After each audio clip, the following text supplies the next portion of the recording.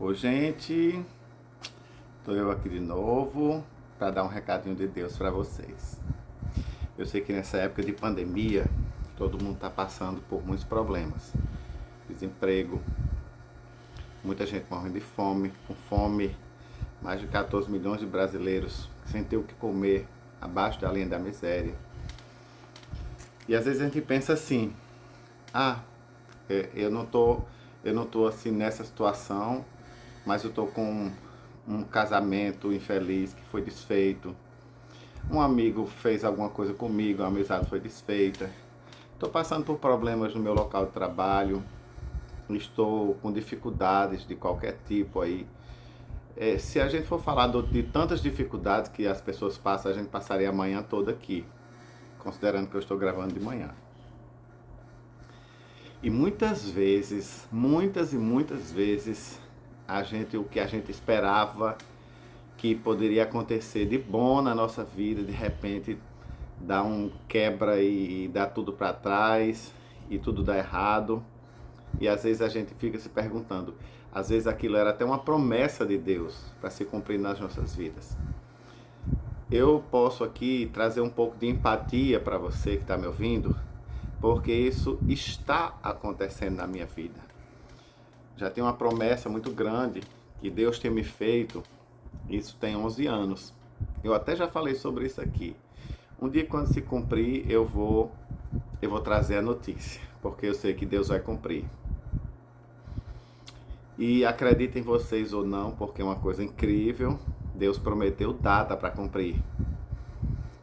E foi-se uma vez, já há alguns anos, dentro desses 11 anos, que Ele me mandou arrumar as malas para eu viajar, para partir, para ir para um outro lugar.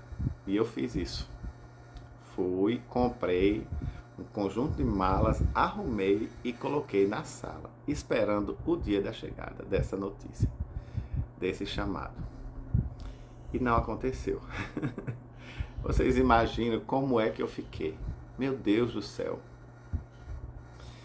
E depois, tem uns 2 anos, que Jesus falou a mesma coisa, marcou data, vai acontecer ainda esse ano. E eu esperei até as 23 horas e 59 minutos do dia 31 de dezembro daquele ano e não aconteceu. E a gente fica perguntando, será que Deus não vai cumprir?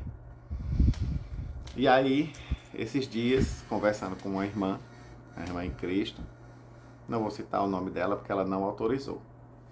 E ela me falou assim, meu filho, eu estava com uma bênção prometida e várias pessoas, vários profetas chegaram para ela e disseram assim, vai ser hoje, o cumprimento é hoje. E ela me disse assim, olha, a Bíblia diz que para Deus 1000 anos são como um dia e também um dia é como se fossem 1000 anos. Ou seja, tudo pode acontecer no tempo de Deus, leve 1000 anos, mas para Ele é como se fosse um dia. E disso aí, até o cumprimento da promessa, que era hoje para ela naquele dia, mas até o cumprimento da promessa se passaram 14 anos. E ela manteve-se de pé. Até que um dia ela disse que foi para a igreja e Deus usou 3 pessoas para ela, dando o mesmo recado. É hoje, é hoje e é hoje. 3 vezes, olha só.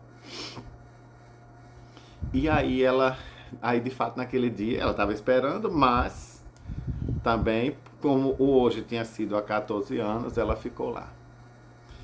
E o que é que acontece? Na cabeça dela, creio eu, que quando chegou nesse é hoje, 14 anos antes do que realmente aconteceu, ela pensou, Deus não cumpriu, eu me senti derrotada talvez. Foi como eu me senti dessas últimas 2 vezes que Deus prometeu e marcou data. O que é que eu quero dizer com isso? E uma grande lição que eu aprendi esses dias e que eu ainda estou assimilando, porque eu disse a vocês, tudo que eu prego aqui serve para mim primeiramente. E eu com muito medo de acontecer de novo, numa terceira vez, que Deus marcou data, tem data marcada para acontecer.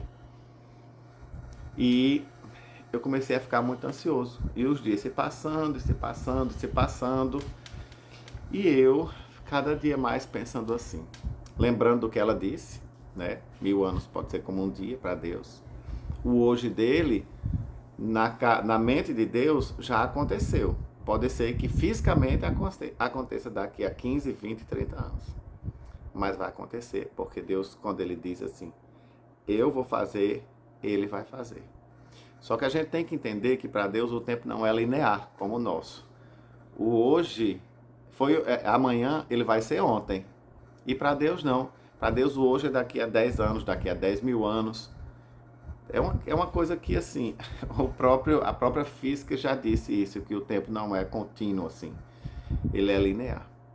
Não é linear, aliás. Tudo pode acontecer ao mesmo tempo, as coisas podem acontecer para o futuro, pode ser hoje, e por isso que as pessoas começaram a imaginar viagens no tempo. Para o futuro ou para o passado, ou até uma outra realidade alternativa, enfim. Para Deus ele não tem esse nosso relógio. E aí, como foi que eu cheguei a isso? Eu estava ouvindo um dos meus hinos chamado Quebrantamento e Restauração, que tem aqui no canal. É só você descer um pouquinho mais. E o hino, a letra do hino, fala todo muito assim, sugere até um suicídio, que eu confesso, já tive esse pensamento atrás na minha vida, quando eu achei que nada tinha jeito. Eu estou sendo muito sincero aqui com vocês. Para que talvez, se alguém estiver aí ouvindo e esteja na mesma situação, você também, estamos no mesmo barco. Ou seja, estamos todos desesperados, ansiosos, esperançosos também. Mas enquanto há vida, há esperança. E aí eu comecei a ver as imagens desse que tinha lá no clipe, né? Que foi a música foi transformada no clipe. E tinha Jesus na cruz, morrendo. Agora veja só, os judeus esperavam a vinda do Messias. O livro de Mateus fala que quando Jesus nasceu, foram visitados por magos que vieram do Oriente, que viram uma nova estrela e vieram seguindo a estrela. E chegaram e lá perguntaram, foram quem? Ao Herodes, né? Que era o rei, o imperador, o que dominava, o gestor que dominava, não era hebreu, não era judeu, era romano. E aí foi perguntar para ele, cadê o rei dos judeus que nasceu? E ele pegou maldosamente, mandou que eles fossem atrás e descobrissem, e voltassem e dissessem a ele, porque ele não aceitaria um outro governo que não fosse o dele. Bom, nasceu o rei dos judeus, o tão esperado e prometido Messias. Alguns anos se passaram e com 30 anos Jesus começou o ministério dele. Chamou os discípulos e tá aí. Nos evangelhos tem várias coisas que Jesus fez, milagres e sermões e palavras e parábolas, e curou cegos, expulsou demônio, fez tudo. Os discípulos que andavam com ele, dizer assim, realmente... Jesus uma vez perguntou, o que é que dizem eu aí que eu sou? Um profeta, isso, aquilo. E vocês, o que dizem que eu sou? Tu és o Cristo, o Filho do Deus vivo, o Messias tão esperado. Então eles sabiam que Jesus era o Salvador, o Messias esperado por Deus. Mas olha o que aconteceu. Jesus foi morto. Vocês imaginem o que se passou na cabeça desse povo. E Jesus morreu. Embora tenha dito assim, vou preparar-vos lugar, mas virei outra vez e vos levarei. Para eles, a morte de Jesus representava o fim. E eles se dispersaram mesmo. Eles ficaram ali se consolando uns aos outros. E foi preciso Jesus fazer depois várias aparições. Mas aquele fim, aquela derrota, o que parecia derrota, na verdade foi a maior vitória que já existiu na face da terra, já existiu na história da humanidade. Alguém que ressuscitou dos mortos 3 dias depois e veio trazer salvação. Morreu na cruz por nós para trazer salvação. Então, depois que Jesus ressuscitou e que apareceu para os discípulos, foi que provavelmente eles vieram entender. O que a gente pensou que era derrota, na verdade foi nossa maior vitória, porque ele agora venceu a morte. Então ele vence qualquer coisa. E não só tem esse exemplo na Bíblia.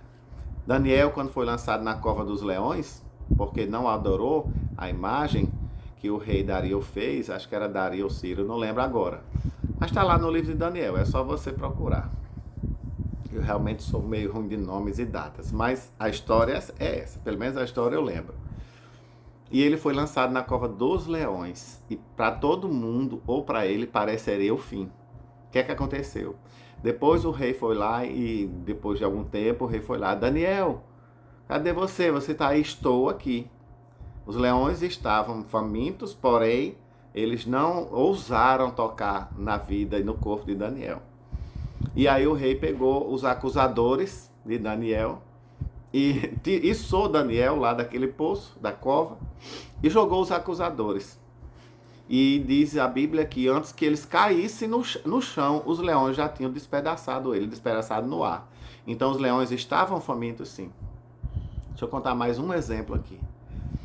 Sadraque, Mesaque e Abednego estavam na corte do rei. E eles se recusaram a comer daqueles manjares do rei. E aí o rei mandou colocar eles na fornalha, porque também não adoravam aquela imagem que o rei mandou fazer. E mandou colocar eles numa fornalha. E colocou tão quente, tão quente, tão quente, que o fogo consumiu até as pessoas que iam colocar o fogo lá, madeira para alimentar o fogo. Ficou tão quente que queimou até os trabalhadores, os servos do rei que foram jogar. E aí jogaram eles 3. Mas aí de longe se viam 4 homens, porque um deles era um anjo, e que esteve com eles. E eles saíram de lá, foram resgatados, sem nenhum cheiro de fumaça na roupa. Para eles, o pavor que esse pessoal sentia, por mais que confiassem em Deus, Daniel e Sadraque, Mesaque e Abednego, por mais que confiassem em Deus, eles não estavam livres de emoção, de sentir medo. Jesus, no jardim do Getsêmani, horas antes de ser preso, torturado e crucificado, ele sentiu pavor. Tanto que a Bíblia relata que o seu suor se transformou em gotas de sangue. Ou seja, houve aí uma pressão do coração tão grande que o sangue saiu pelos poros. Então, o ter medo, o ter pavor diante de uma desgraça, diante de uma iminência do fim, é normal. Mas olha, Daniel saiu ileso da cova dos leões, Sadraque, Mesaque e Abednego, idem, também saíram ilesos, e Jesus ressuscitou e trouxe a maior vitória que teve na nossa vida. Você pode estar passando por uma desgraça, mas olha, aos olhos de Deus, pode ser uma vitória. Você pode ter o casamento ter sido acabado, você gostava tanto da pessoa, a pessoa te traiu, a pessoa disse que você era feia ou feio e que não aguentava mais você. Isso não é derrota, não. Deus tem preparado algo melhor para você. Às vezes é pular uma fogueira, como se diz. Às vezes é um livramento. Você perdeu um emprego, às vezes você estava infeliz nele. Creia, se você crê em Deus e entregar o teu caminho a Ele, Ele vai transformar essa derrota numa vitória, porque Deus é especialista em vitórias. E voltando para a história da minha irmã, ela disse, olha, descanse, pode ser que não cumpra nesse momento, mas o que Ele vai fazer é transformar essa aparentemente, agora são palavras minhas, aparentemente derrota em uma vitória muito mais retumbante. E quando você fala isso para as pessoas e você dá testemunho, você produz fé. E é o que eu estou falando aqui para vocês. Quando eu receber essa vitória, eu venho aqui contar no canal. Mas se lembre, Deus não perde em batalha. E Ele é especialista em transformar derrotas em vitórias. E descanse nisso, nessa palavra. Desejo um dia maravilhoso na presença e na paz de Deus. Beijos, amo vocês.